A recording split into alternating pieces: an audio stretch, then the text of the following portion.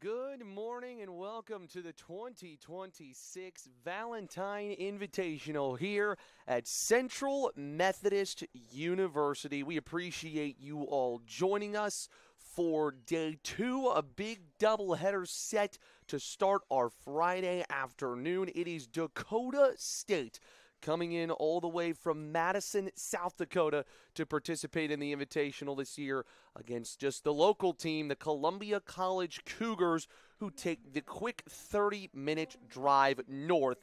And the Trojans and the Cougars set to face off. Columbia College, a top 25 team in all of the NAIA in baseball. They are ready to go. And of course, they'll be very confident coming in today, even if they're 2-3 and had some trouble in that Springfield tournament last weekend. They picked up a big win against ranked CMU yesterday in the first game of the Valentine Invitational, 9-7. So they're ready to go.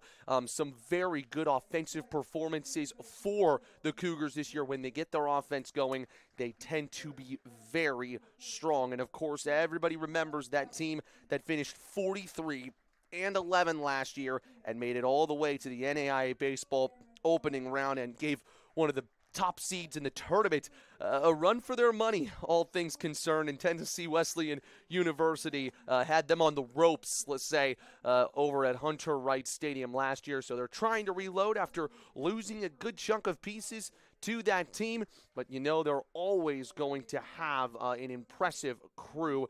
They always tend to have impressive teams over at Columbia College, especially with Darren Munns as their head coach. For Dakota State, they're a little bit of an unknown so far this year. 2-2 so far. They did play at the Cajun Collision last week. We'll go ahead and step aside for the national anthem. When we come back, we've got first pitch from the Valentine Invitational on this Friday afternoon.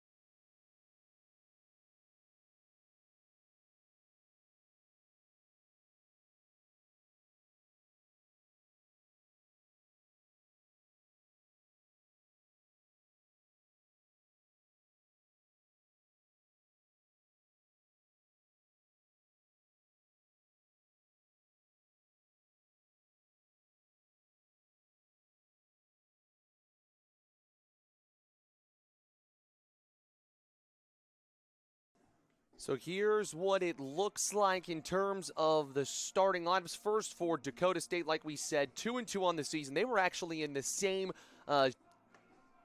stretch of play or tournament or games and collision tournament that Central Methodist was in last weekend. The Cajun Collision is where they were, and they split their 4 games. They're going 2-2. They did lose to the number 1 team in the nation in NAIA, LSU Shreveport. They will start with Connor Rainey is their center fielder today. Aiden Perry will hit second in play at second base. Cameron Haller is the catcher, hitting third. D. Maria will be the first baseman, hitting fourth. Hogan in left field, hitting fifth. Or actually, correction, Hogan at third base, hitting fifth. And then Denbor hitting sixth. Carroll, Barfus, and Vinson round out the order. And that is Chris Vinson there.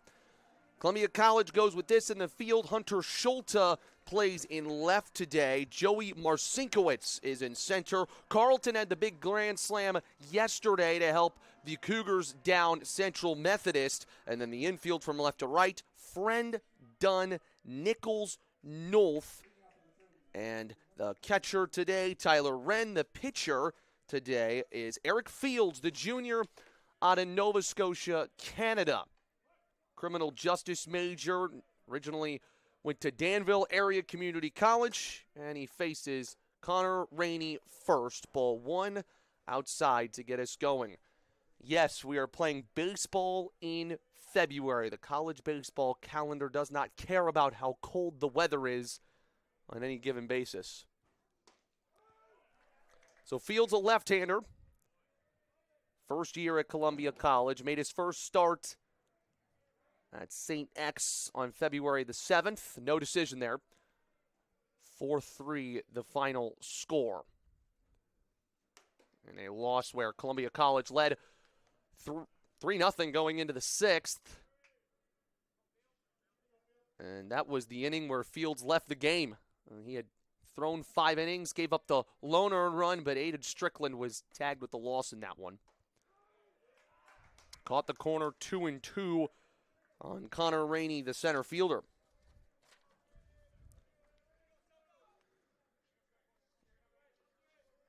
Rainey, a senior, 5'10", from Pflugerville, Texas. And tried to get him going there with the off speed. Count runs full. Fields only had 1 walk in 5 innings in the game against St. X. Again, a game that just got away from Columbia College at the end. Payoff to start the day, and that is lined up the middle for a base hit. So Rainey gets Dakota State's first base knock here at the Valentine Invitational. It's going to be a busy next couple of days for Dakota State. They're going to play 2 today and play Columbia College and CMU. How many teams in NAIA have played back-to-back ranked teams in the space of 1 day? That's a 14-inning marathon. And then they've got a doubleheader against Madonna, which comes in tomorrow. They'll play their 4 on Saturday and Sunday. There's a bunt attempt from Aiden Perry. Fields will let the runner move to second. Throws to Nolf over at first. So a good sack bunt by Aiden Perry. So that gets the runner in position for Cameron Haller. Originally from Kingman, Arizona. He hit .333, or rather .310 last year. Started 35 games. Already 5 for 15 this year, and he fouls his first pitch back. He's got a hit in all 4 of the games that he played already this year for Dakota State.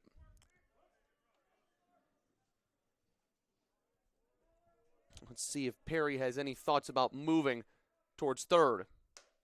He stays, and that one trails outside.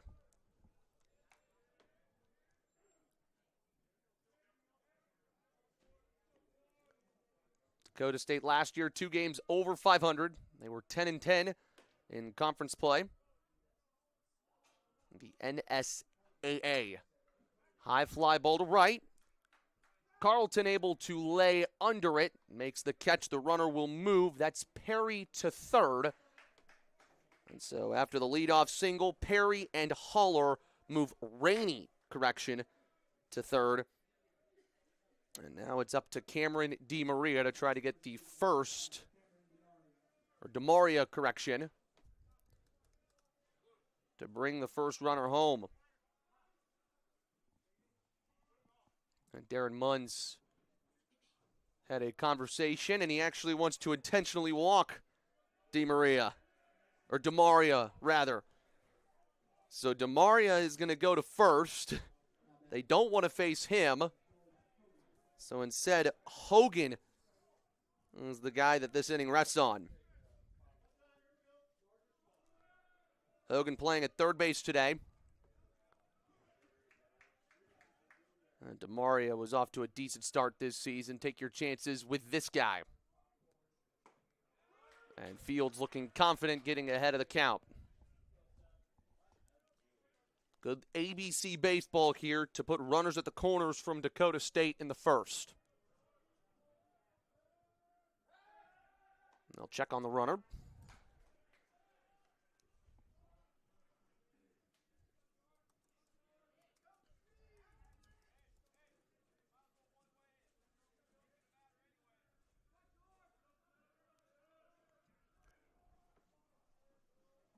This time Fields fires.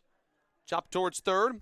Friend is there. The long throw across the diamond is picked by Nolf. That's a heck of a play from the first baseman, and Dakota State does not score.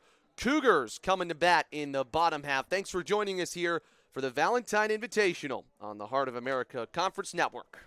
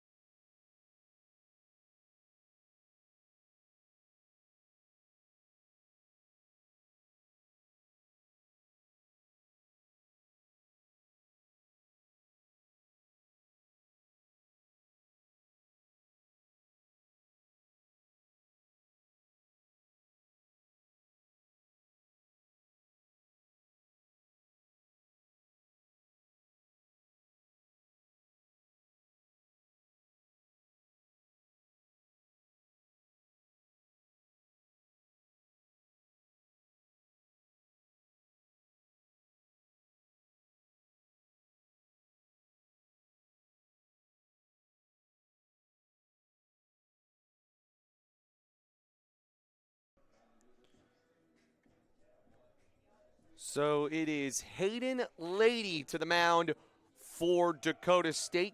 Transfer from the University of Minnesota, but a South Dakota kid at heart from Rapid City originally. He had the first start for Dakota State this season last week, again at that invitational that Dakota State played in at the Cajun Collision on February the 6th. He went 3 innings, 5 hits, 3 runs all earned. Struck out 4, and he will face, to start this one, the man that made the big play to get Columbia College out of that first inning jam. Friend, who nails one down the line and right, tracking back Denbour. It's gone! What a start to the game for Zach Friend. Not only does he make a huge play in the top of the first to keep the Trojans off the scoreboard, he takes the first pitch he sees, yard. And Columbia College, the ranked team here today in Game 1, has the lead. You've got a friend in me on this Valentine's Day weekend. The Lutheran St. Charles graduate who had 11 home runs last season, gets his first in 2026. And now Carlton will dig in. He knows a thing or two about power, and it's going to be up to Lady to reset. That is not what you want as a pitcher on your first swing. And that ball was pieced down the line in right.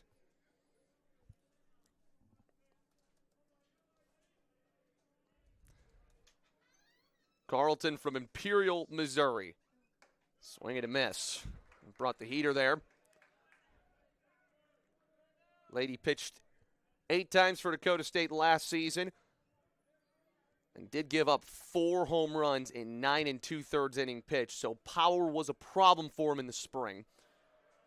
And it's all about that off speed that he likes to throw. He's got to be careful not to hang it. Credit Zach Friend for doing his scouting report last night.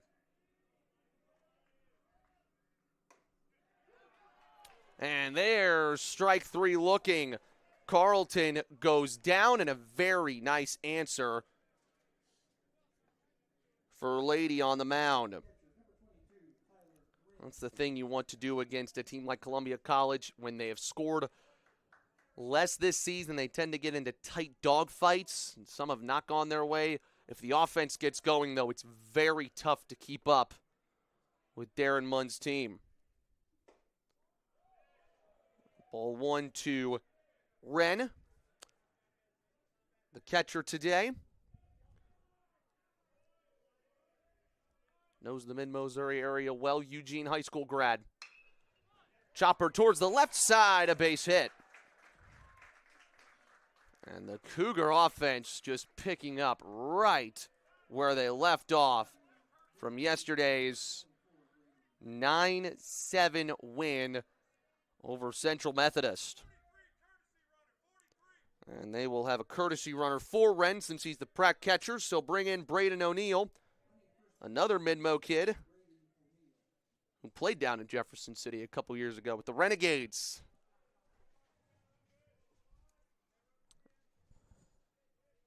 And time for Hemmer to dig in.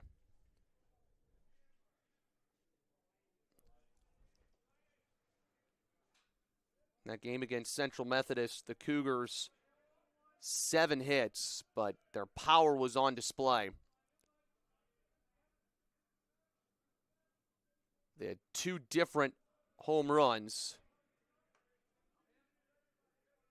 Or correction, just the one from Carlton, but it was a big one too. Sometimes you just need those to get you over the line.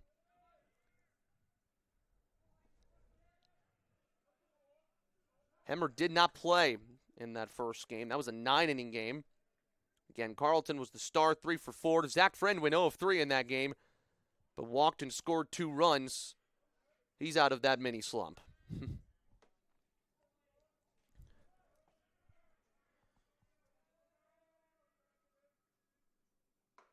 Good pitch on the corner.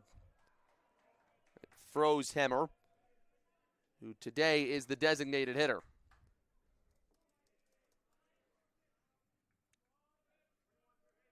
Transfer from Moberly Area Community College, first year at CC.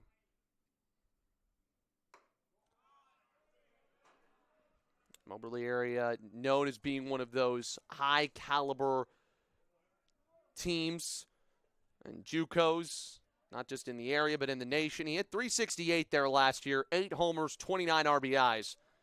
And now he's right smack dab in the middle of Darren Munn's order. Hemmer rips it up the middle, and back-to-back hits for the Cougars. A little trouble out there for Rainey, but not enough to get Wren moving any further. I actually think the Cougar dugout had a thing or two to say about that. Here's Hunter Schulte in his second season at Columbia College. He's one guy that also took the MACC route. Used to play in the infield, but Darren Munn sort of found him a good spot in the outfield last year. Had him playing center a lot, but a very good returning piece who knows the standard.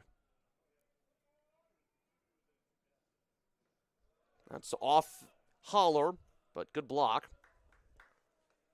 And I think it hit Schultz's foot right after Holler blocked it. At that point, the ball's dead.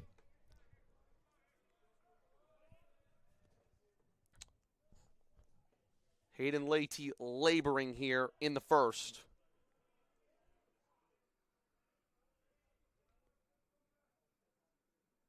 Schulte drives one. Good diving catch by Vinson.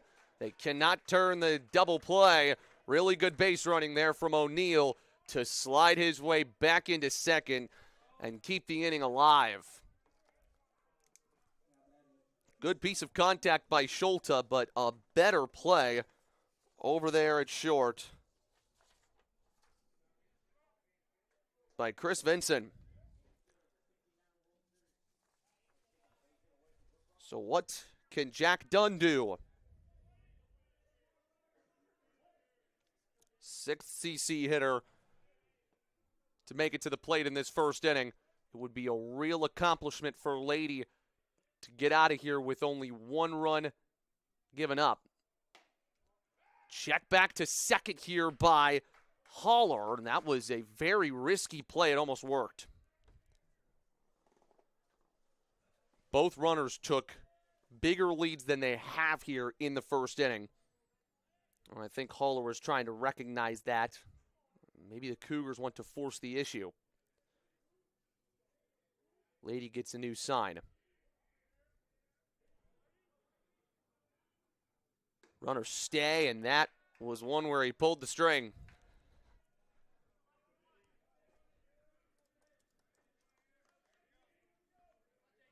Dunn, a .265 hitter from last year. He started this year 2 for 12 with 2 RBIs.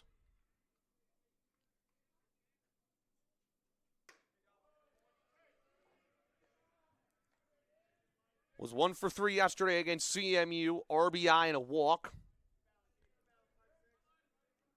But just 1 hit in the Cajun collision before then. Actually, that was the Springfield showcase that Columbia played in. Hit well down the line and right again. Denboer tracking back to the warning track, and he makes the over-the-shoulder catch. So the Cougars strand 2, but the leadoff solo bomb by Zach Friend has them on the board here on the Heart of America Conference Network.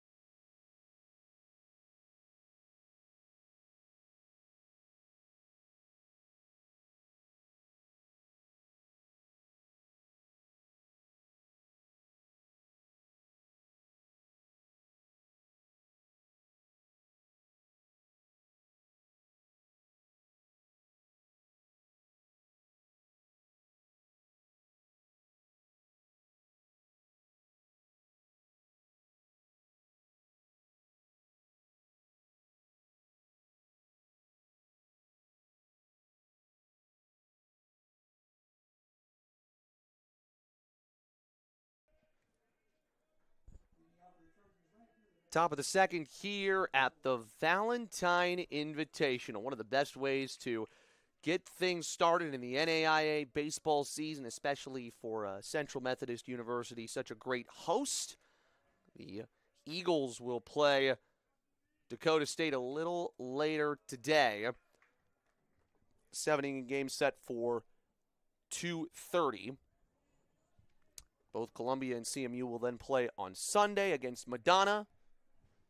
Those will be 9-inning games. That one is through Friend and into left. A leadoff hit to start the second for Hunter Denboer.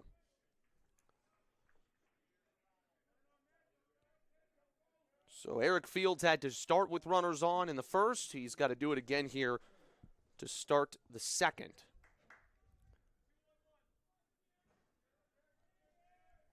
Now Rylan Carroll, the designated hitter. Two-way player, just a freshman. This guy's got a good chunk of upside, starting his time at Dakota State at the bottom of the order.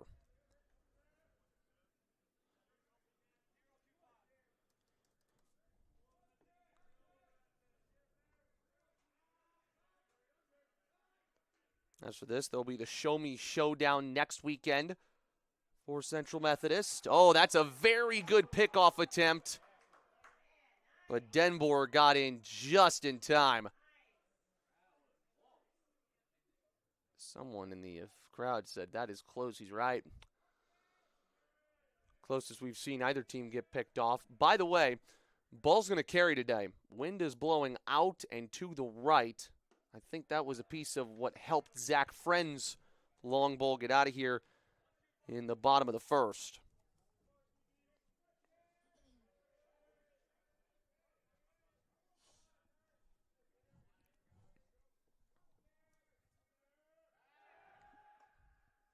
And you could hear the chants and the shouts of back there on that last pickoff attempt, echoing all the way to Moberly. And both benches, both teams very alert, even though it's a Friday afternoon. Nice scoop there by Friend. Over to second for one, and they turn the double play.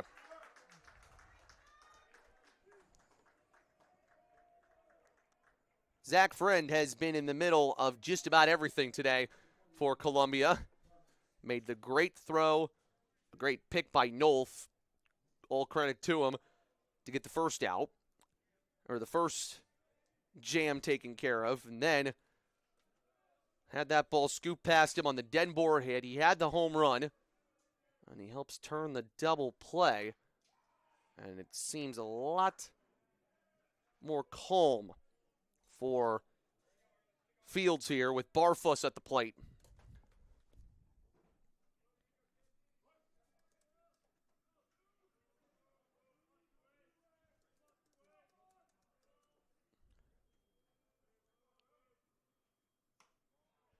Been trying to catch that outside corner against right-handed hitters so far. Has had a little bit of success here and there. Barfuss, a great multi-sport athlete in high school. Quad sport athlete, if you can believe it. That is drilled into right center field. Marcinkiewicz will give way to Carlton for a catch on the run. Double play ices any chances for Dakota State in the top of the second, and we're in the bottom half next on the Heart of America Conference Network.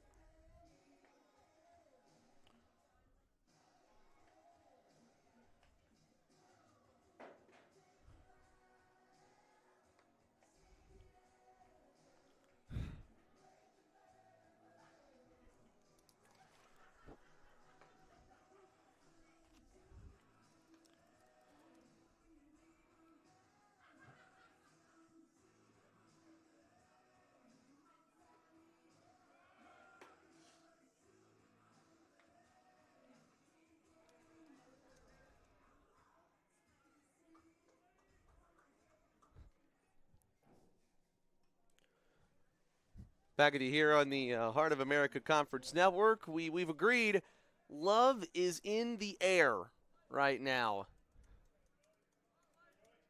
Tomorrow being Valentine's Day, and a lot of excitement for baseball going on right now. I've actually seen a setup where There's a bunch of social media pages asking baseball players, describe your love life in baseball terms, which is funny to see. High fly ball here off the back of Joey Marcinkiewicz. And Rainey tracks back to make an easy catch. So after letting 3 of the first 4 reach, Hayden Leite has tightened things up and retired the last 3. And it'll be up to Colton Nichols to try to break that stretch.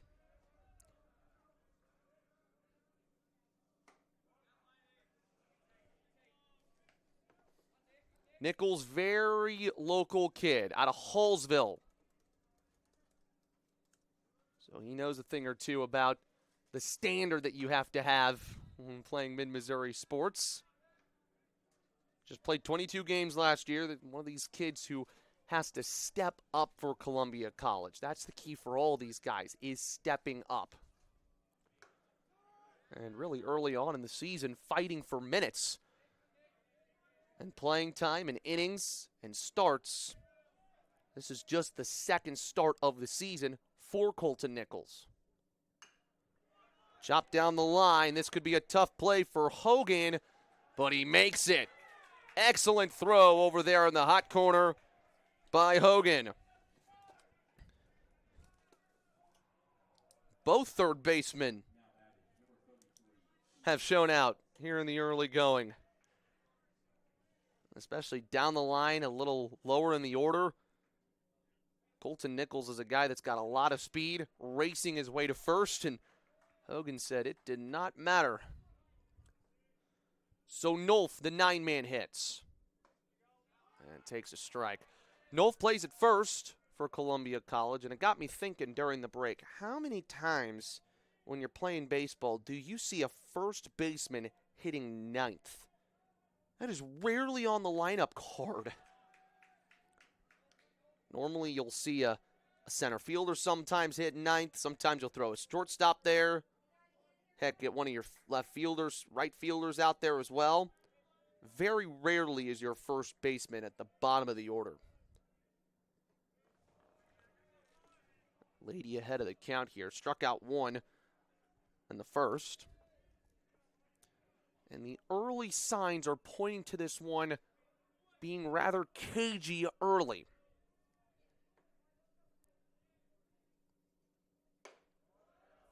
Good hold from Nolf.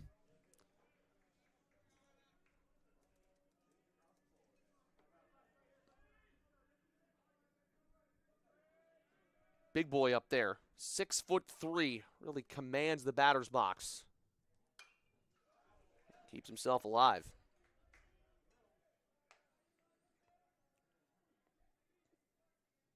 Nolf is 0 for so far this season, looking for his first hit of 2026 in his 5th year with the Cougars.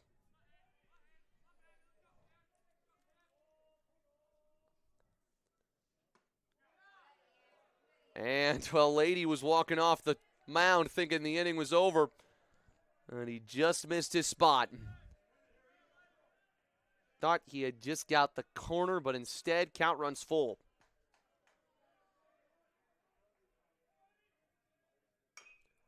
Nolf hacks at it and fouls it off.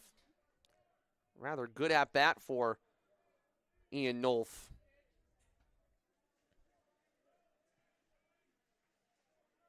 It's a guy that's only walked 7 times in his career.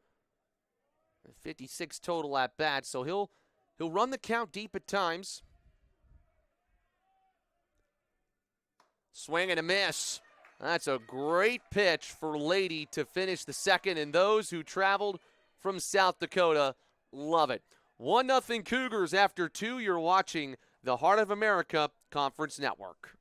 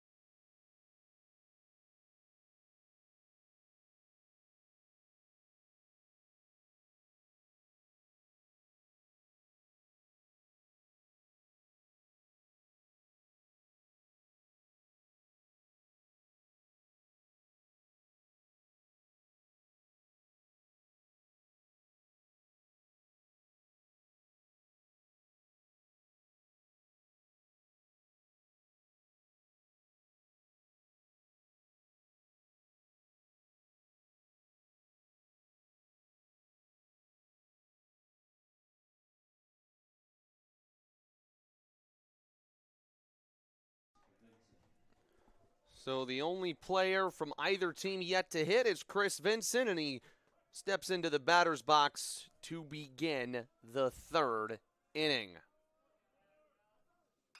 Dakota State has had their chances so far. Already a couple of hits. Also had an intentional walk, get a runner on base, but nothing to show for it so far for the Trojans.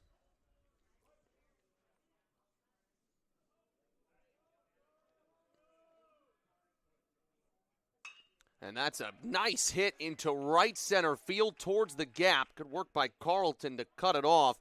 But the 9-man, Chris Vincent, starts the third with a single. And so the streak continues for the Trojans in having the leadoff runner on base in every single inning so far today. And now we go back to the top with Rainey, who had a hit in the first at-bat of this game. Vincent yet to steal a base this season. Probably going to be tough to do it against a lefty here.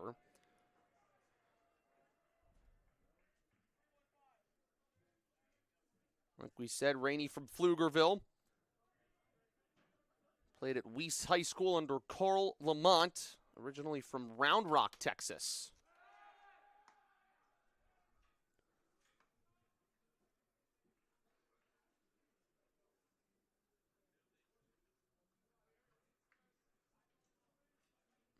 .384 batting average in community college last year, so it took the jump up. Or in his freshman season, rather.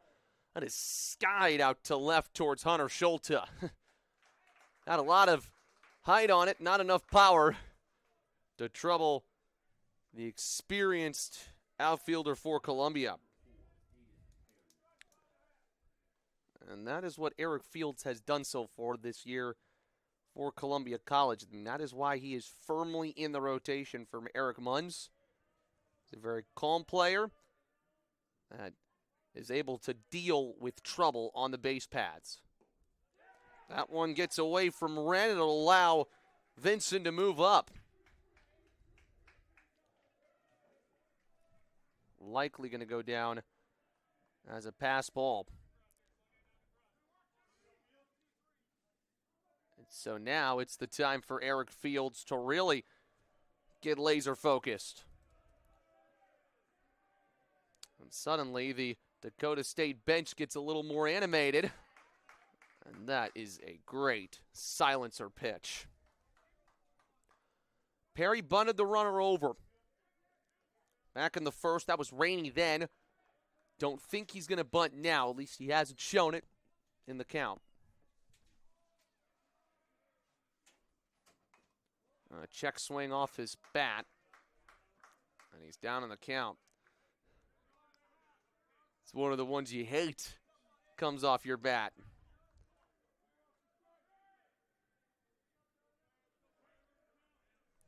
Game number 107 for Perry at Dakota State. Start number 107 for him with the Trojans. Pop up. Down the third baseline. Friend trails back into fair territory for out number 2. Well, this is the opportunity that Dakota State was looking for. And in a 7-inning doubleheader, reminder, just 7 innings this first game. You've got to take your chances with runners on. Haller flew out to right back in the first. Ground ball, base hit into left. The runner, Vincent, will stay at third. And so the runners are on the corners for DeMaria this time. Will they pitch to him or not is the big question. They'll get Quentin Teets on as a courtesy runner.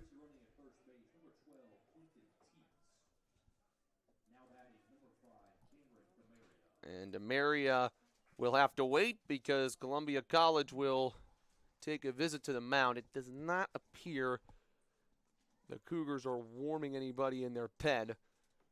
This is just about how to attack a guy.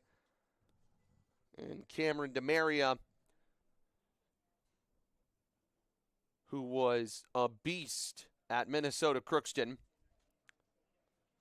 And then came over here and just continued to do those things. He slugged .733 last year.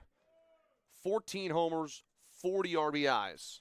This is not a guy you want to mess with. Senior out of Fresno, California.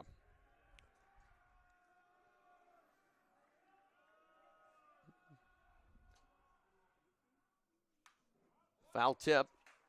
Strike one.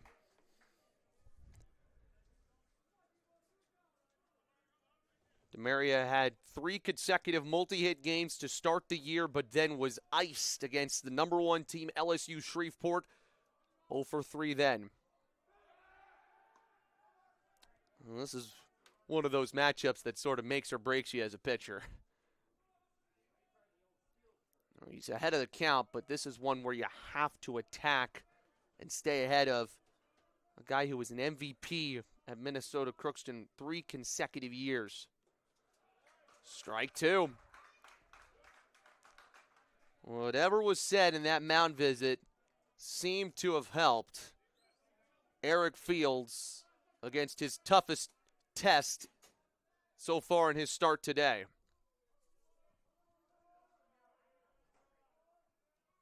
Oh, 0-2 pitch.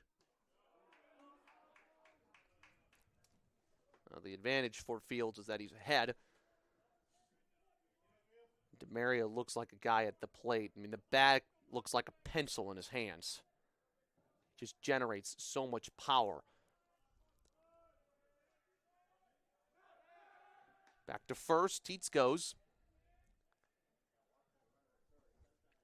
Already stranded 2 in the first, Dakota State. They do not want to strand 2 more.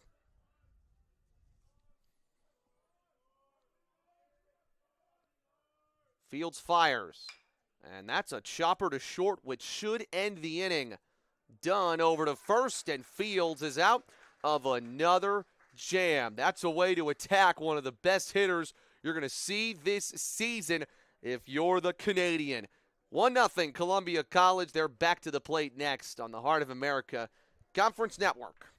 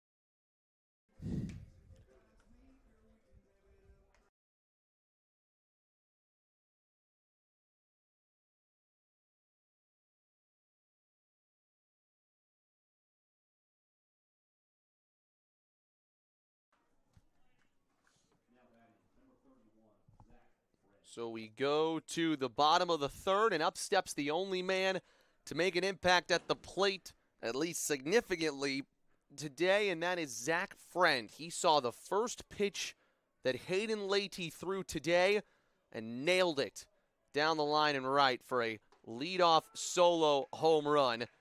And that fastball would go to show you that Leahy is focused on not making the same mistake. When you're playing a guy like Zach Friend, you can't afford to make very many mistakes. Again, Friend had 11 home runs, 31 ribbies last year.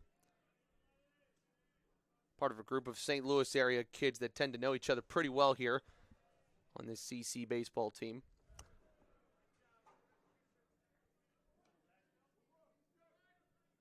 The big question, again, for Columbia College is how do you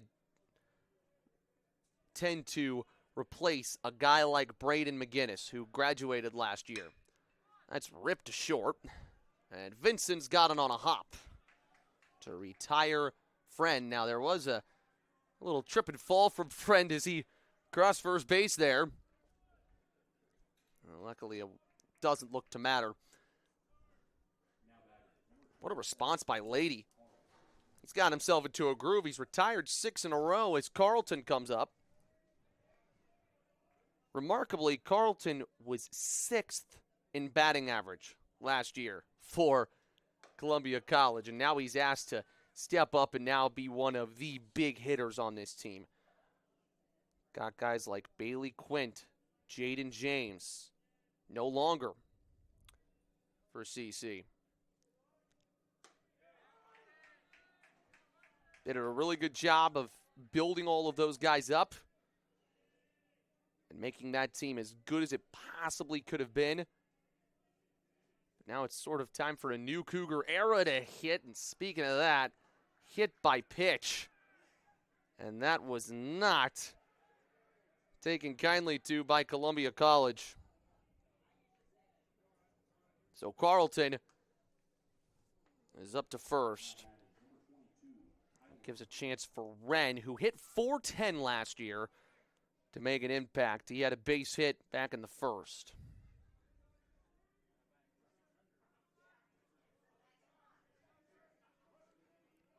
Wren 1 for 3 with 2 RBIs yesterday.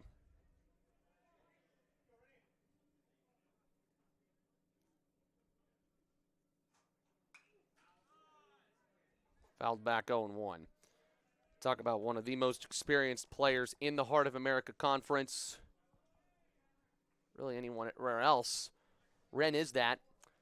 He is 6 RBIs away from 200 in his collegiate career. And the home plate umpire with a friendly reminder to the Cougars dugout that they cannot go out of the dugout. They got to stay behind the fence or the netting. And Wren smacks that one out of play.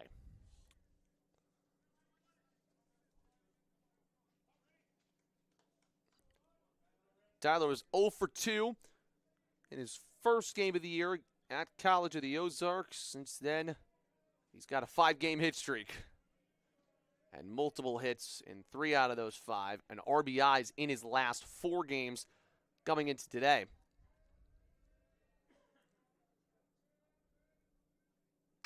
Wren grounds it to second. There's Perry, who flips to Vinson, and they turn 2.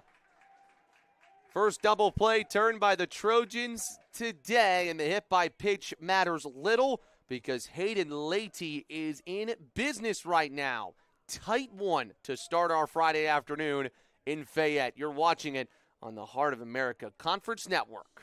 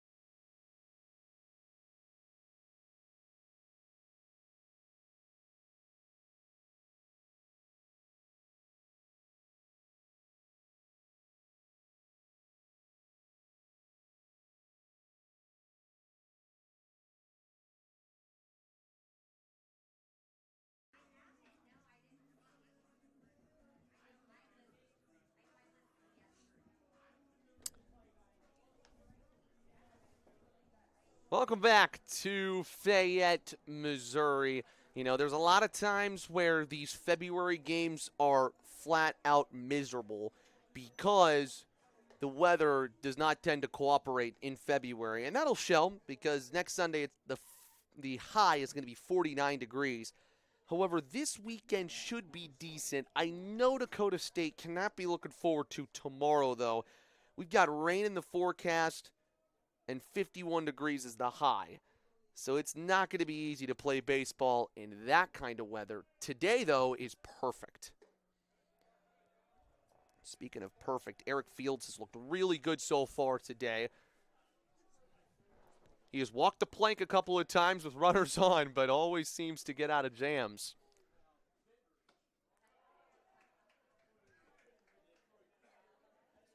And here's George Hogan. Hogan grounded out to third to end that first inning. That was a great pick by Nolf.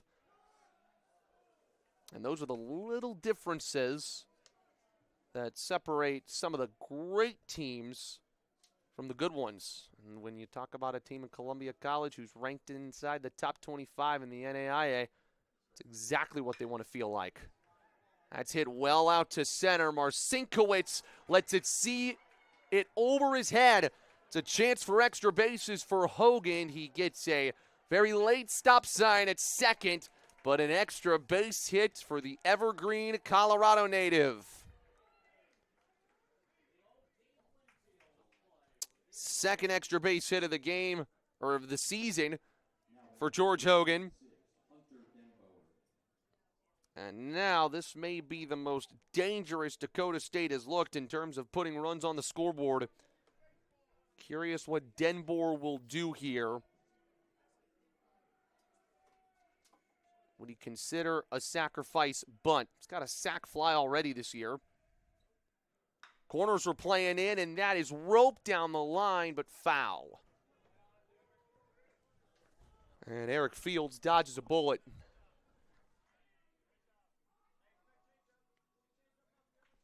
There may be some activity going on in the Columbia College bullpen.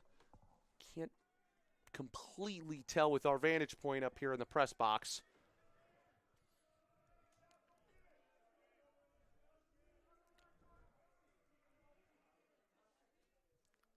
Looks like Denbour will bunt now. That pitch misses out. He's kind of toying there with the first baseman, Ian Nolf, who's having to back up, then pull out, then come in, pull out. One of those plays where you got to be on your A game if you want to execute it, the defensive side of it. Bunts a pop-up, and an easy catch for Wren, and a disaster for Hunter Denbour in trying to move the runner. That goes to show you how hard it is to execute on the offensive end. And Eric Fields gets another play to go his way with runners on. Good recognition there by Wren. Now it's up to Carroll to try to keep the momentum going.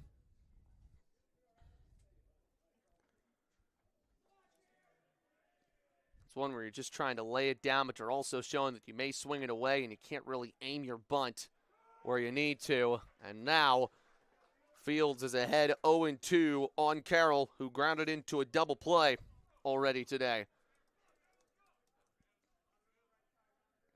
That's how quickly the momentum can get away from you. Hit up the middle, and Marcinkiewicz makes a catch on a knee. Great play by the center fielder. That thing was dipping and fast as Marcinkiewicz was charging in. How about the Cougars' defense stepping up today? That's the reason Dakota State hasn't scored. They've put the ball in play. They have done their very best to move the runners. Columbia's defense, though, stout. Barfus takes side. Now, the big question for Darren Munns is, what do you do after this? Do you consider going to your bullpen? They had to only throw 2 guys yesterday.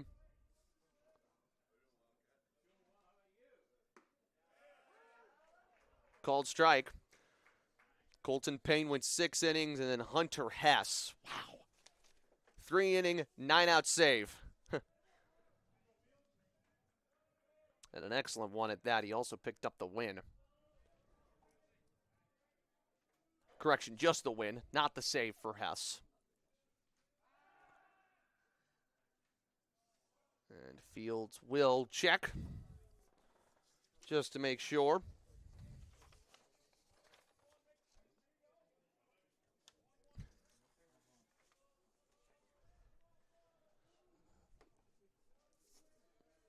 Could be a big moment here for Barfus, the utility man.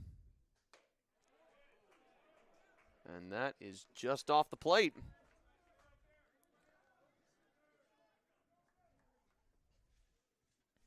Obviously, in Columbia College, you're getting every other team's best game right now. I think it's shown.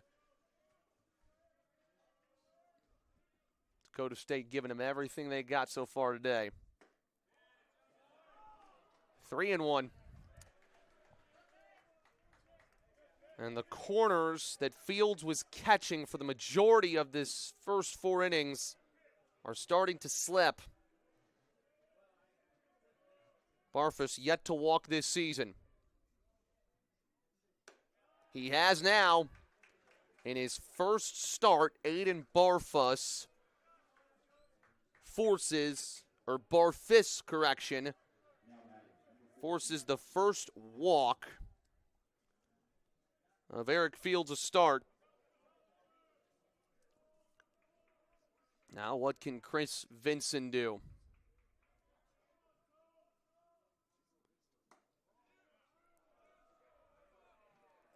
And that's about 3 consecutive pitches right there on the corner that I think Lady was getting for strikes maybe a couple of innings ago.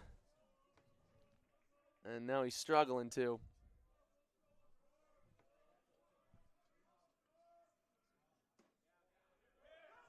Inside 2-0.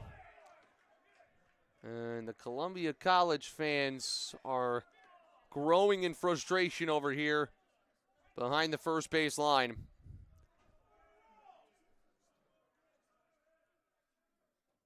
Three and out.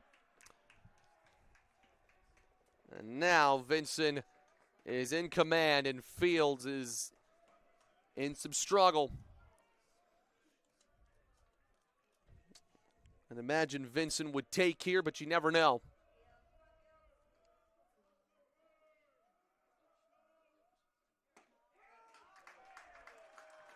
Maybe some ironic cheers in the crowd after that strike was called.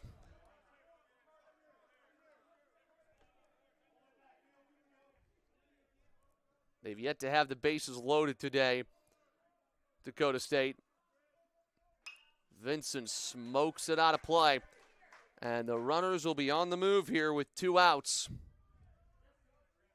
And the count full. Big moment here in Game 1 of our doubleheader on this Friday from the Valentine Invitational.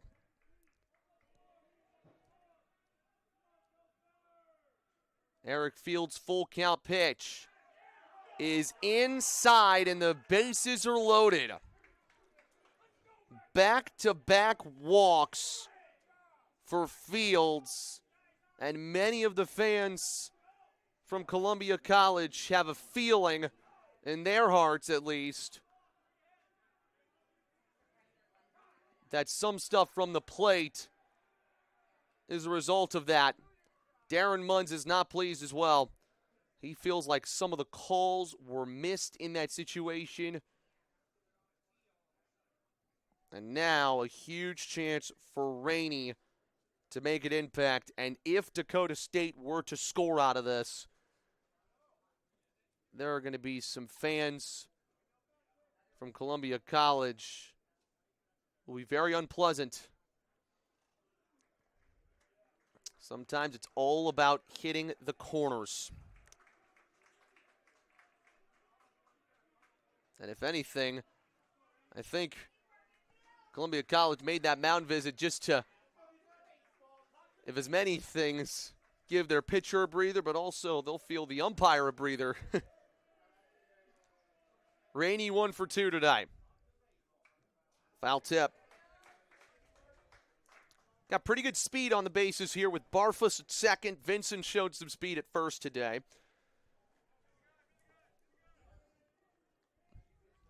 They have had 7 on. Have gotten none of them in yet, the Trojans.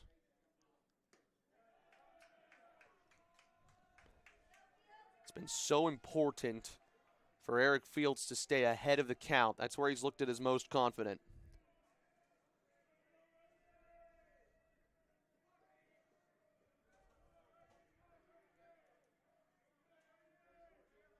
One. Whacked foul.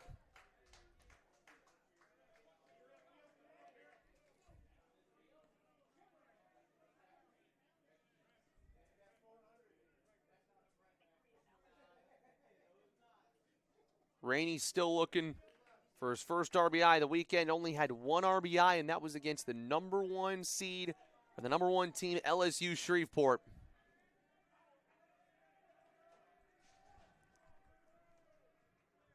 One-two pitch. Chopped to short. Here's Dunn. Gets the force out at second. A fantastic 2-out rally from Dakota State. Comes up short. Fields fights through adversity and keeps the Trojans scoreless. And Columbia maintains its 1-0 lead here on the Heart of America Conference Network.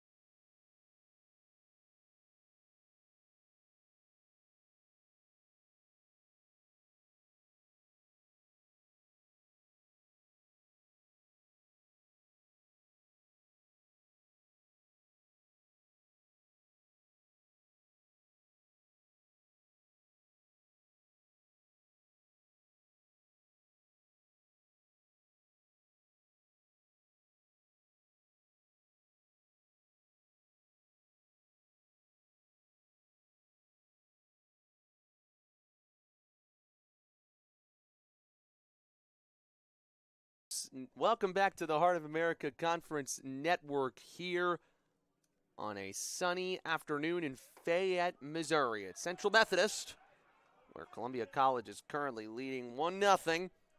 Bottom 4 of the first of a 7-inning doubleheader. And this is Braden Hemmer back to the plate. You may have seen during that last inning we had some issues with our center field camera. Had a battery die out, and so we had to go to our behind-the-plate camera for that inning. Chopper back to Leite, and an underhand toss to first. Point with that is I'm sure there were some Columbia College fans that wished the center field camera was there because they had some disagreements, a couple of them, with the zone that was given to starting pitcher for the Cougars, Eric Fields, back in the bottom of the 4th. And I'm not sure they'll be pleased with that either. Schulte takes strike 1 on a pitch that he felt was close to his chest. Hunter lined out to short. Chris Vinson made a great play back in the 1st. And it is difficult for Hayden Leite to have to stomach this so far. He has made one bad pitch. That bad pitch was smoked out to right by Zach Friend. A leadoff home run in the bottom of the 1st, which gave us our one and only run of the game so far.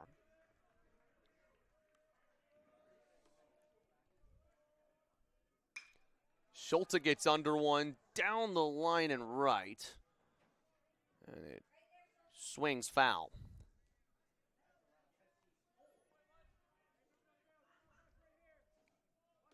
Schulte had a little bit of youth and inexperience to him last season with Columbia College, but really one of the veterans now.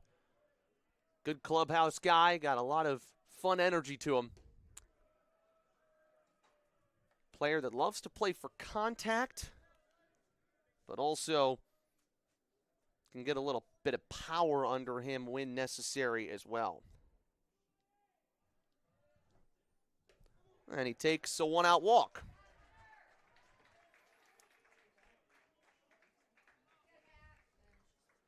I guess I should go back on my point by saying that Hayden Leite has made one bad pitch. I guess you could say he made a second when he doinked Dylan Carlton square in the back. That was a very inaccurate pitch. It was way off the plate. Jack Dunn's second at bat here.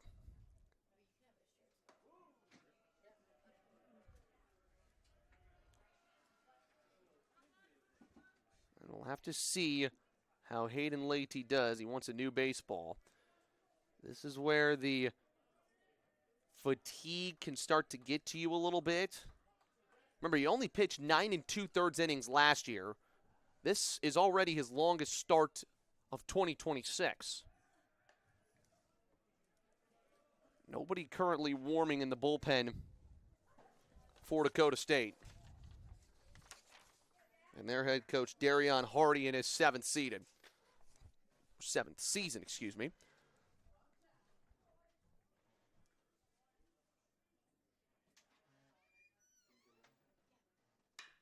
Dunn gets over one. It goes to short for Vinson. Over to first. It's going to be a double play. They say interference at second base on the slide from Hunter Schulte. As Perry was trying to throw over to first for that double play chance, while Jack Dunn beat it out, Schulte's slide interfered with the relay throw, and Dakota State is out of the inning. Not a ton of arguments from Columbia College, and it's a quick 1-2-3 awkwardly for the Cougars there. We go to the fifth. Columbia up 1-0 here on the Heart of America Conference Network.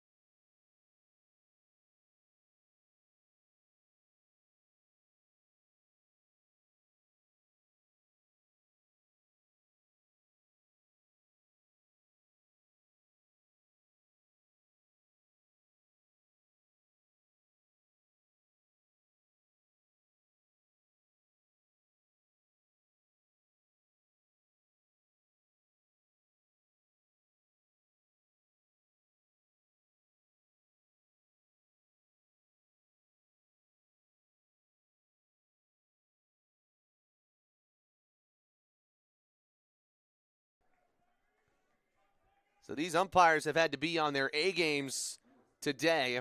That slide from Hunter Schulte kind of got into the body of Aiden Perry at second base, which ultimately ended the inning. Even though the one-out walk from Schulte gave Columbia some life, just nothing since the first inning. No hits. The only two that have gotten on base were through a walk and hit by pitch, and technically double plays sort of hurt them in both ways. There's a looping shot into shallow right center for Perry, and yet another leadoff hit for Dakota State.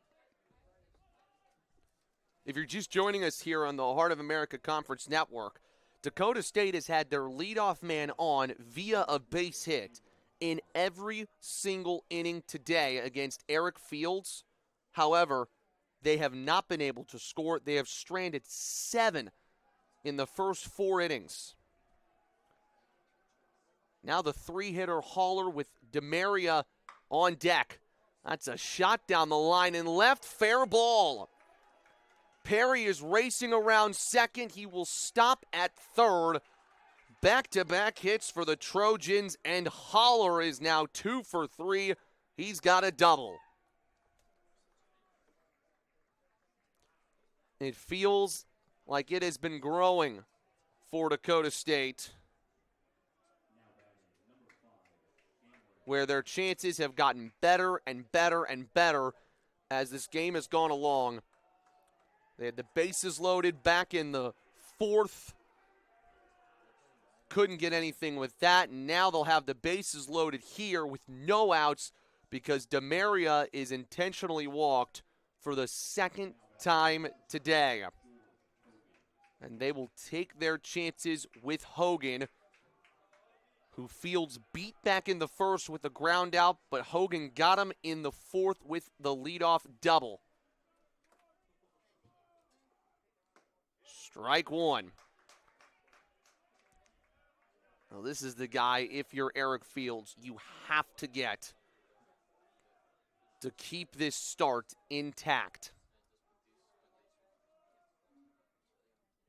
Swing and a foul.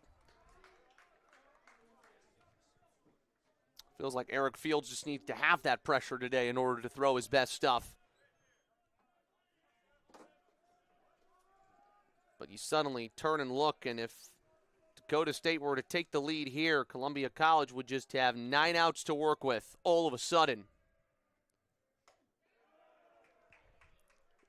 1 and 2, almost frozen.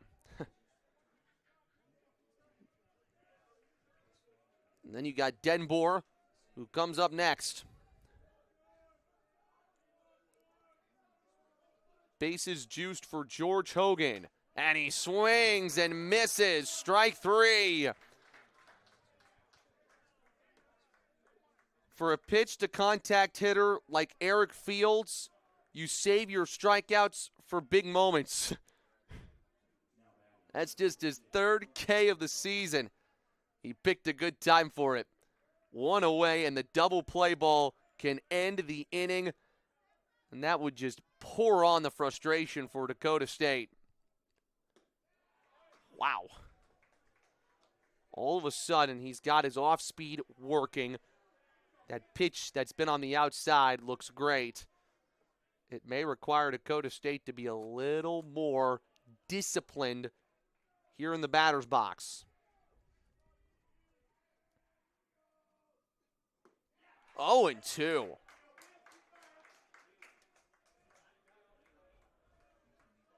Eric Fields pitching freely as if the bases weren't loaded again on him for the 2nd consecutive inning.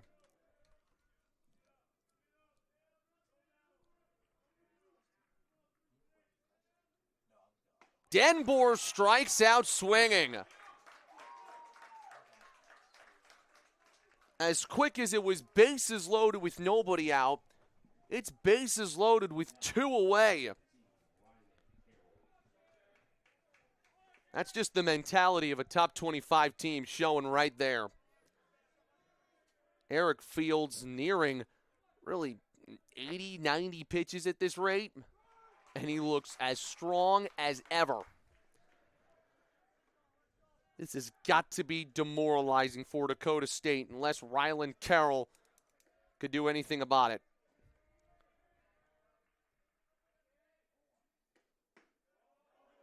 Just missed his spot, 1-1.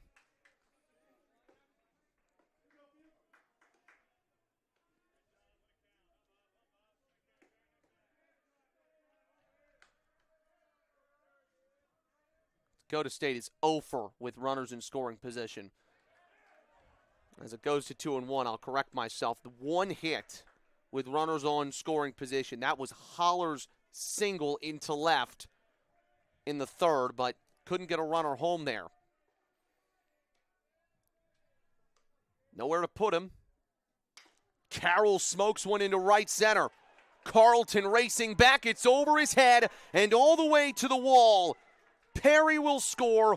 Haller will score. And all of a sudden, the Trojans break through. Ryland Carroll gives Dakota State the lead with the 2-out, 2 RBI double.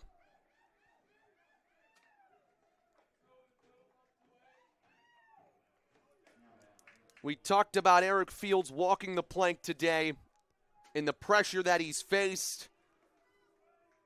And he got behind an account, and Rylan Carroll came back to bite him. Now it's about damage control. Barfus is 0 for 1 with a walk. What a big play from Rylan Carroll.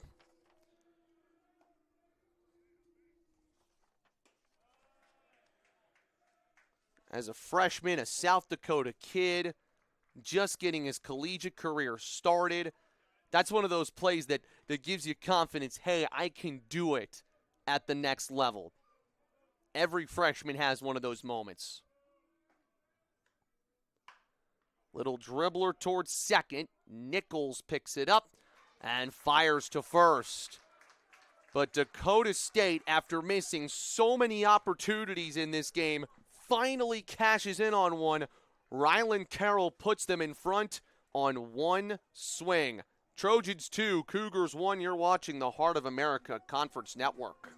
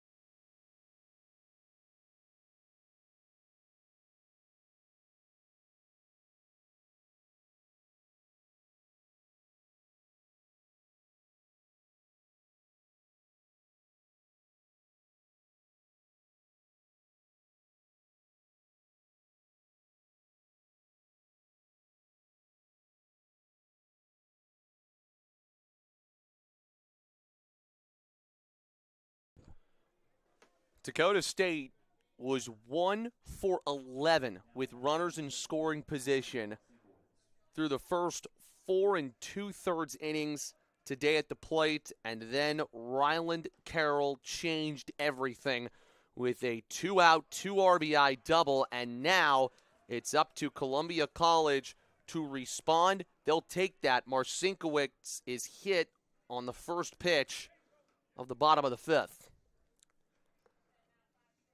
And now Darren Munns will get his lineup card out. He's got a couple of things to change in the order.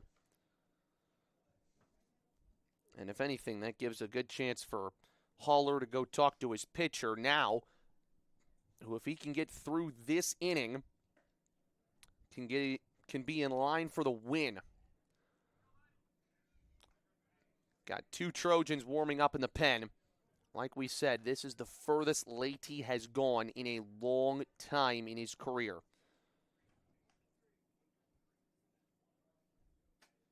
The most he went last year in a game was 3 2/3 against Dickinson State. And so Tyler Davis will pinch hit for Colton Nichols as Darren Munns looks for a spark on the offensive side of things for Columbia College. No hits since the first inning for the Cougars.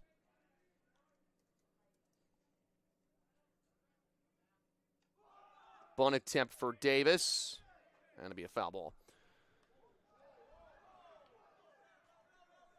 Now, Darren Munns says that he didn't think it was a foul ball. The Columbia Cougars dugout exploded in frustration. And I actually think that he says that Davis pulled back his swing and that he didn't make contact.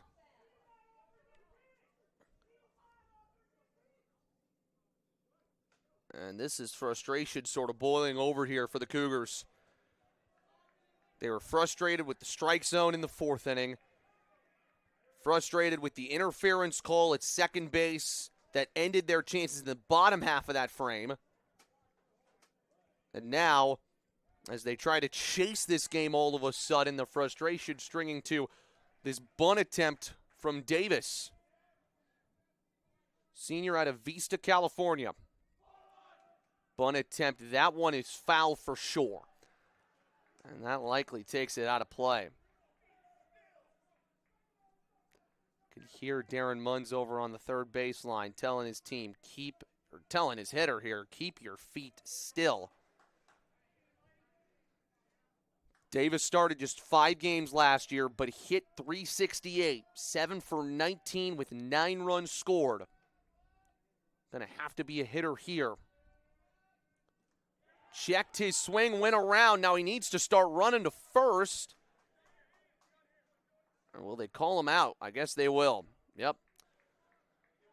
So he is out. Didn't even make the full run to first. And Marcinkiewicz is up to second base on the wild pitch. Strikeout number 3 for Hayden Leite. And now this is where coaching comes into play. Does Darian Hardy keep his pitcher in the game here? With Ian Nolf coming up next, and then the top of the order. Friend, the only guy to really get after anything Leite has thrown today.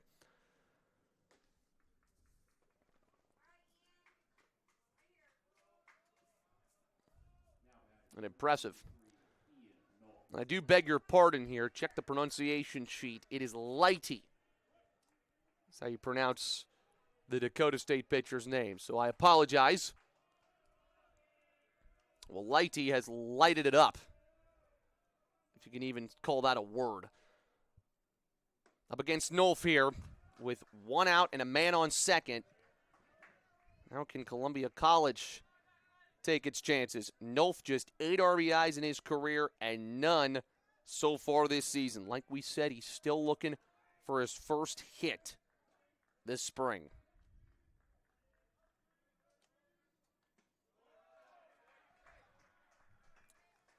2-0. And imagine if Nolf reaches, there's a good chance that Darian Hardy has this as the last hitter that Leite would face. Still such a strong start, though.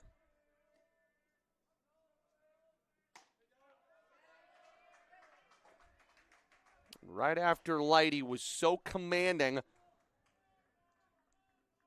not giving up a hit since the first inning, things are starting to get a little shaky on the mound for the junior.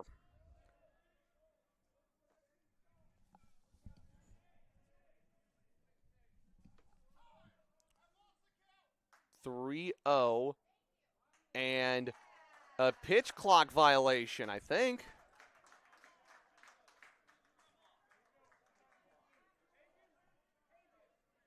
Well, there is some confusion here, but the field umpire just called something. I'm pretty sure it was a pitch clock violation.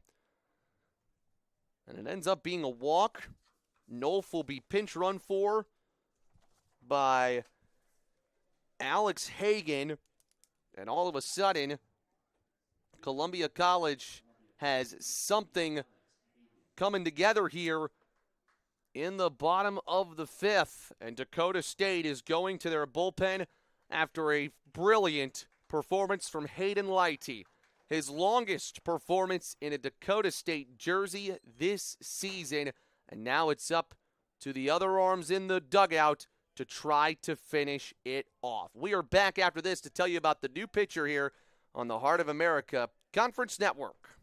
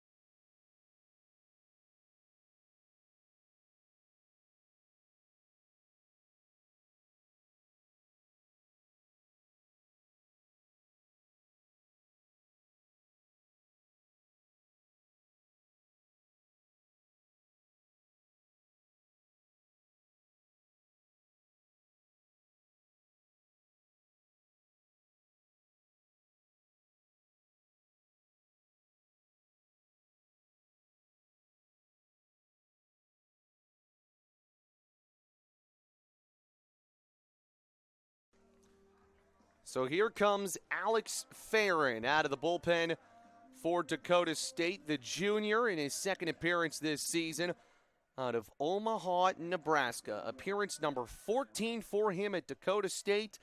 As a junior, this is the only school he's pitched for. He went 3 scoreless in relief of Hayden Lighty against Louisiana Christian last weekend. What does he do here? Facing 2-1 and the top of the order with Friend at the plate.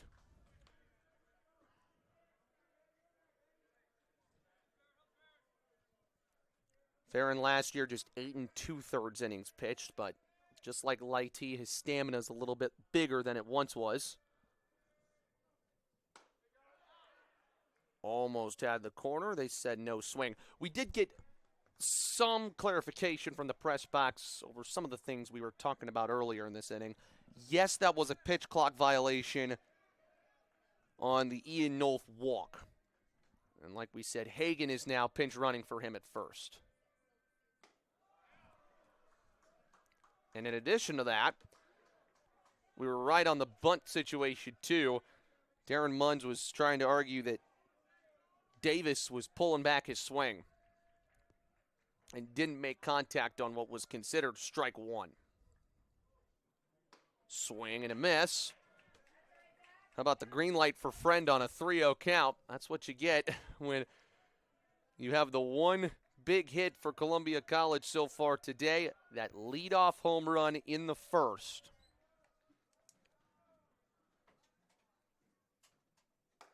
Ball forward and the bases are loaded.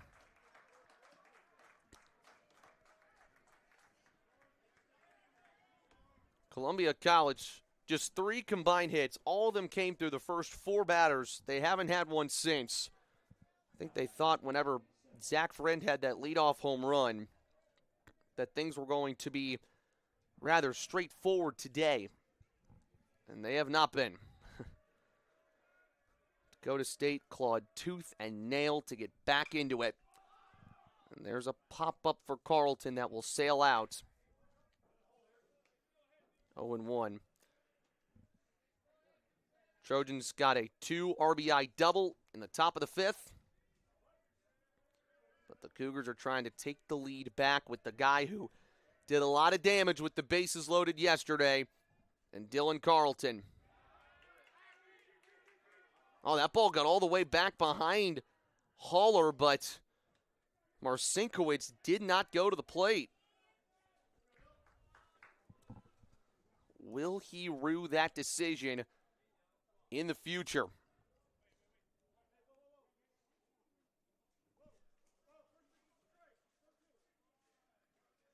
I don't think the umpire called that pitch a strike. Maybe. All right, now they got the count at 1-1.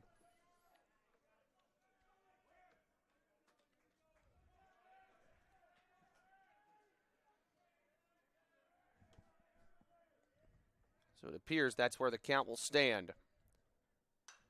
Carleton fouls one off. He's on 2 strikes for sure now.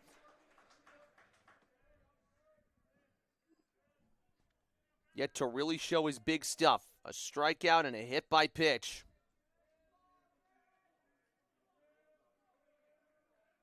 Already has a home run. Broke out of his mini slump. Only had 2 hits in the first weekend series.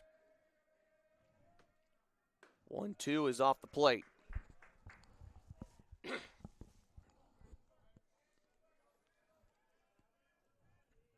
there's anybody to give it a ride over the big green wall and left, Dylan Carleton would be the guy to do it. Whoa, that's way off the mitt of Heller. And once again, Marcinkiewicz will stay at third. They were trying high fastball there. And Farron missed completely.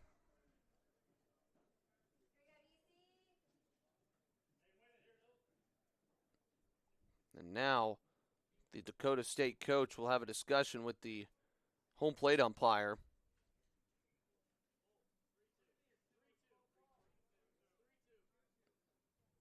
think Dakota State is arguing that it was a 2-2 count. We're going back to what we thought was an 0-2 count earlier.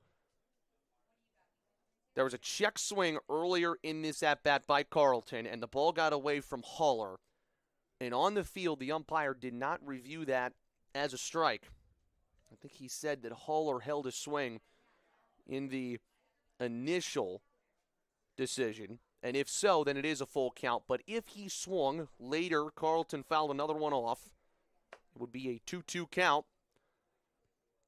At the moment, count is full.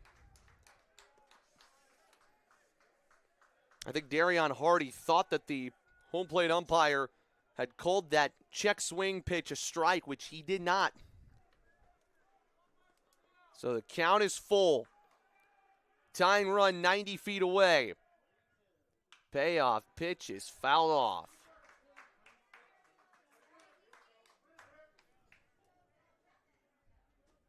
One of the biggest pressure situations that Eric Ferry has been in, or Alex Farron has been in his Dakota State career. Trying to get out of the jam that Lighty created. Ball 4, the game is tied.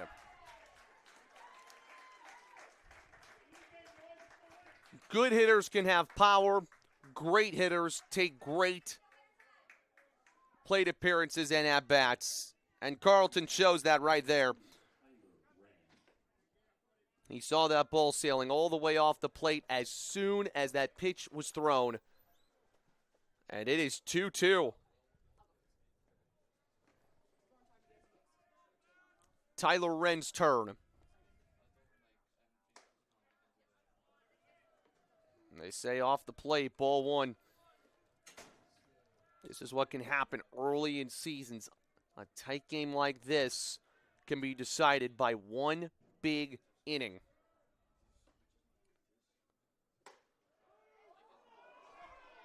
One and one. And that's about as fired up as Darren Munch has been at the home plate umpire today. Would not be surprised if we saw an ejection by the end of this game. Love is supposed to be in the air, but there's not a lot of love between the coaches and the umps right now as Wren sails one to right, but it is caught on the run by Denboer. That will get a run home as Hagan scores to put the Cougars back in front. Friend is up to third base as well.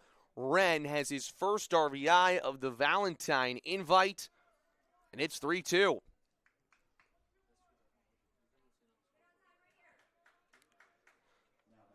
Sometimes you just got to put the ball in play. Again, the wind is carrying out that way, so I was almost surprised that Wren didn't get it all the way.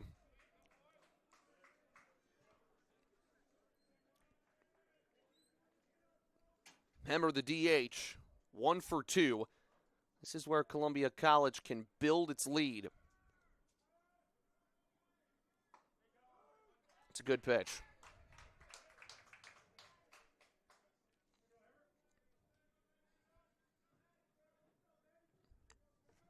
I think a little bit of the fire and the passion from the very experienced head coach Darren Mums was floating into his team here in the 5th.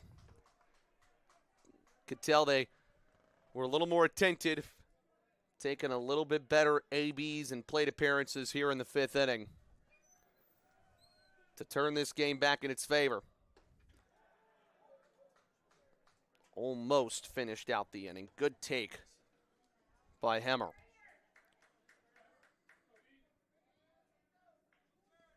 By the way, that's Wren's 8th RBI already of the season on the sacrifice fly. His first sac fly RBI. There is a base open here, which would bring Schulte to the plate if Hemmer were to walk. Dylan Carleton will be moving on this full count pitch from first.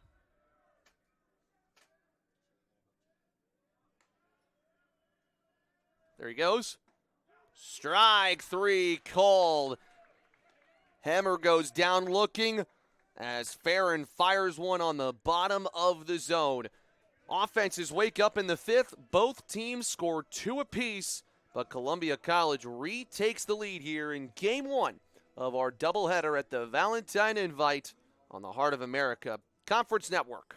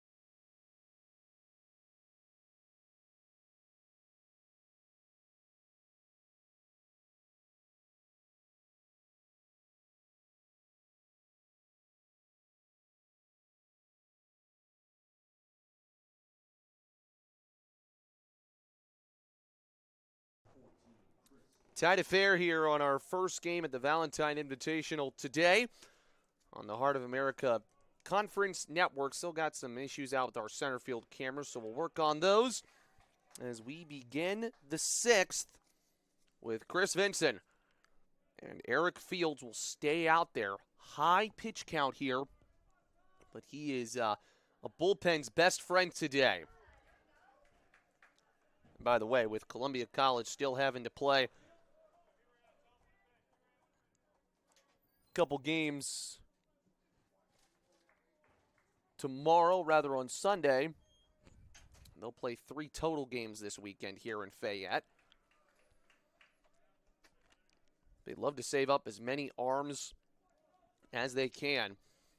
The good news for the Cougars is they have played in very high caliber games such as this one already this season.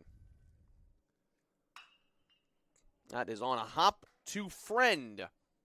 Fires it across for the first out. Ball feels so sweet coming off the contact of those metal bats. As a reminder, 2:30 start time between Central Methodist and Dakota State. There's a chance that that start time could be pushed back just a small tad, depending on how this game finishes.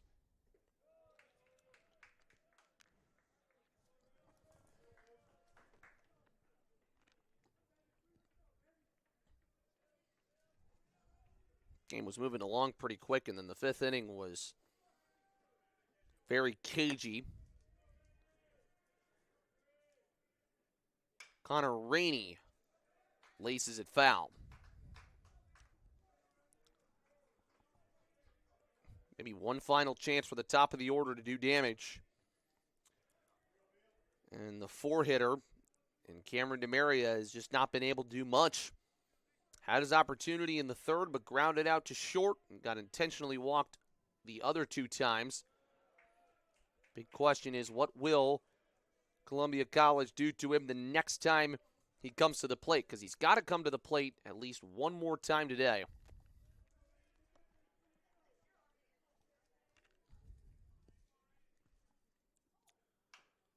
Rainey, a little dribbler foul. 2-2. Other thing to consider is because Columbia used Hunter Hess yesterday, good chance we won't see him today.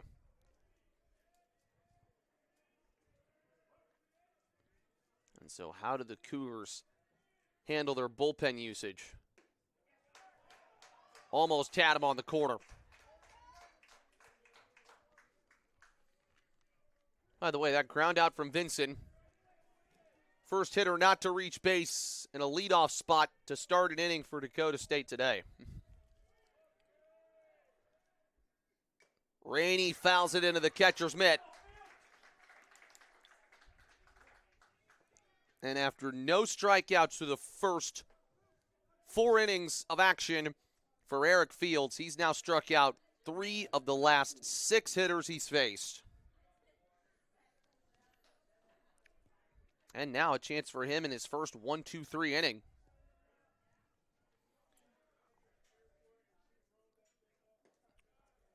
If he can get Perry here, it would beg the question, would you consider taking Rainey, or rather Fields, into the 7th? I would say it's possible. Chopper right side to Nichols. Has to charge it, had some trouble, and Perry's speed beats out the throw. They will call that an infield hit. And that's a big one, too, because now you got to face Cameron Haller and potentially Cameron DeMaria here.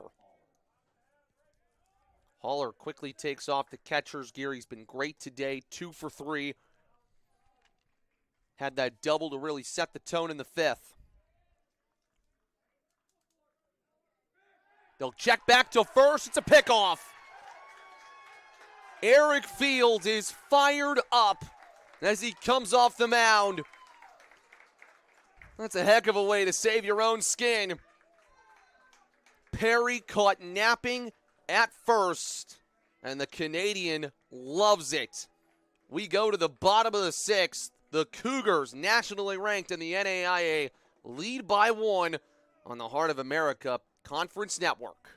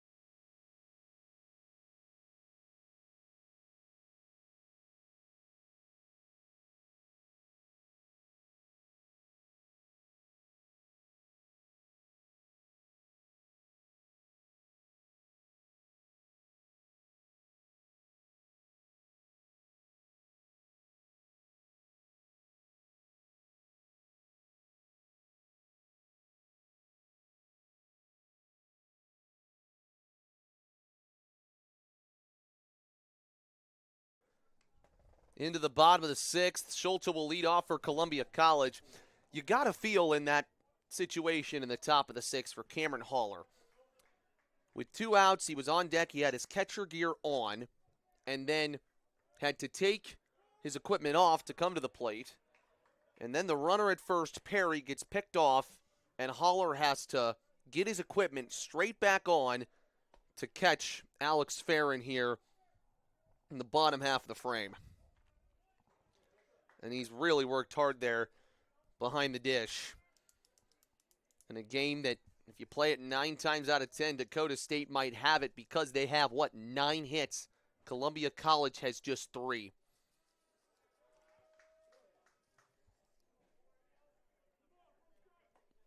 But at times today, Columbia College has played good baseball. Dakota State has played hard, but they haven't been able to cash in. Schulte, a grounder to third. 1 out in the 6th. Almost got through into the outfield for Hunter Schulte. Darren Munns' team had trouble with close games in Springfield last weekend, and I think that was sort of a teaching moment for this team early in the season.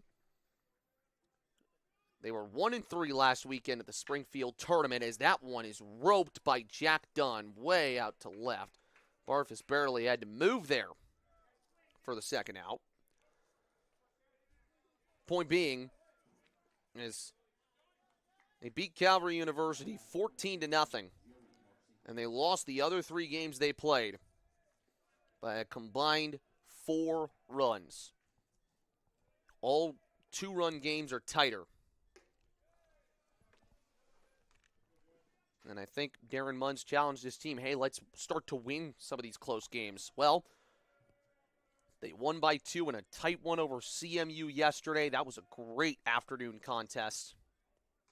They could do it again here today. Marcinkowicz is hit for the second time.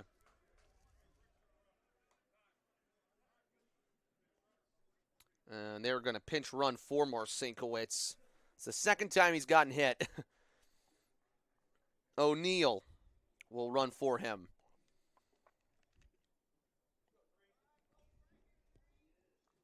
He was used as a pinch runner for Wren, or rather a courtesy runner for Wren back in the first.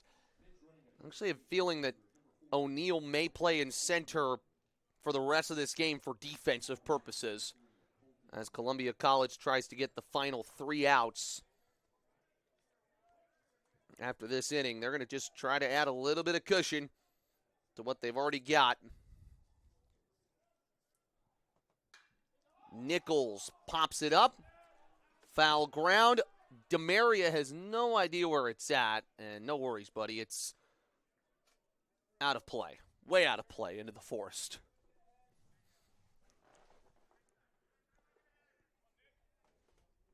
Well, you know, in winter in the Midwest, the sun isn't out very often, so you don't catch very many pop flies with the sun out. Suddenly you're playing with the sun as we get towards spring. And it becomes fun. There was a pickoff attempt right there to first. Oh, and another pickoff attempt. That almost was successful. Credit Farron for almost catching O'Neal napping. We saw a pickoff end the top of the 6th. And now Nichols is down 0-2. And Columbia College led 1-0 on a leadoff home run by Zach Friend in the bottom of the first. Dakota State had a 2 RBI double from their DH, Ryland Carroll. Nichols check swing, pop fly to right. And Denbauer's there to make the grab. Columbia College, though, had 2 runs in the bottom of the 5th to take the lead back.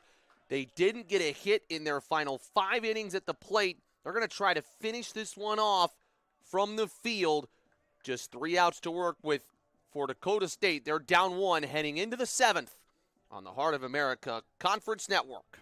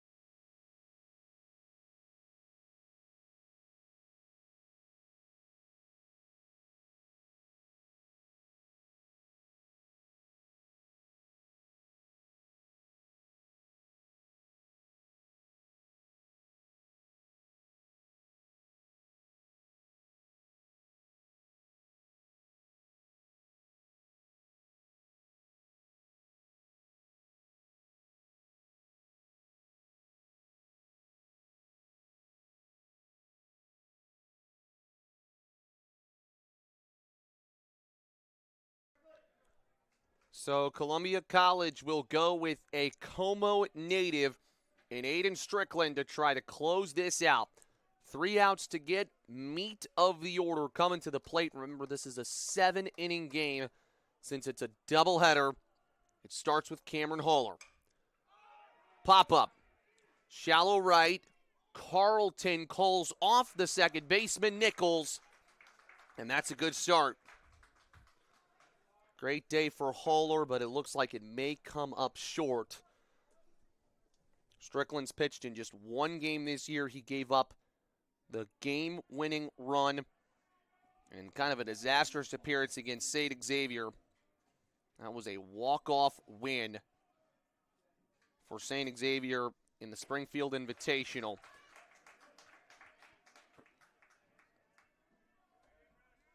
It wasn't a walk-off win, correction, for St. Xavier, but gave up a sac fly to Mitchko in that game. What a response from Strickland. He's ahead of the count on DeMaria, who's yet to get a hit today.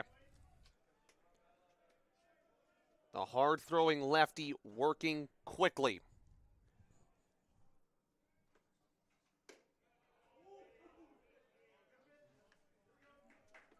If Dakota State does not come out on top, they're going to rue the 9 runners they left on base against a top 25 ranked team.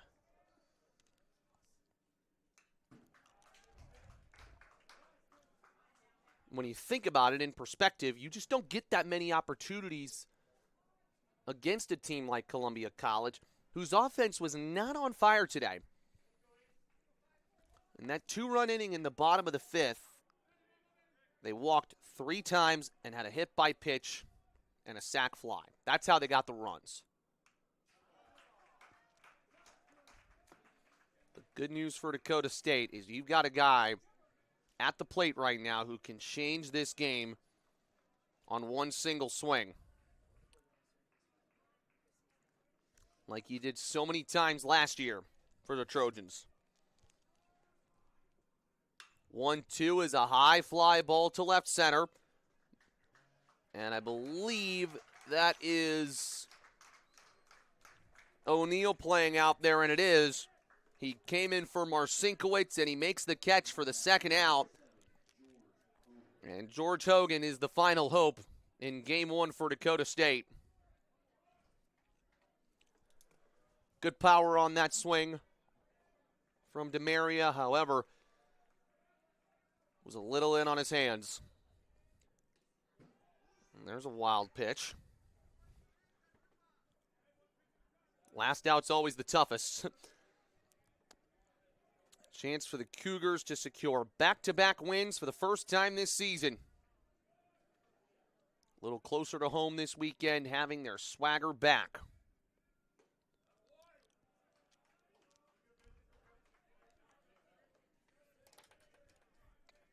And really the MVP of the game is their starter, Eric Fields, who went 6 innings, gave up 9 hits, but only let 2 runs cross. Chopper down the line. Friend picks it up. The throw to first is in time. And the Columbia Cougars win a tight one in Game 1 of the Valentine Invitational.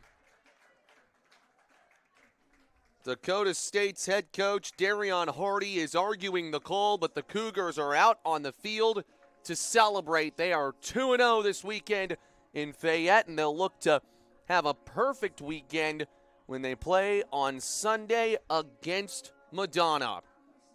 And they're back to 500 at 3-3. Eric Fields gets a hard-earned win on the mound for Darren Munn's team. They faced a lot of adversity, a lot of frustration midway through this game, but after losing 3 tight games last weekend in Springfield, they've won back-to-back tight ones here in mid-Missouri.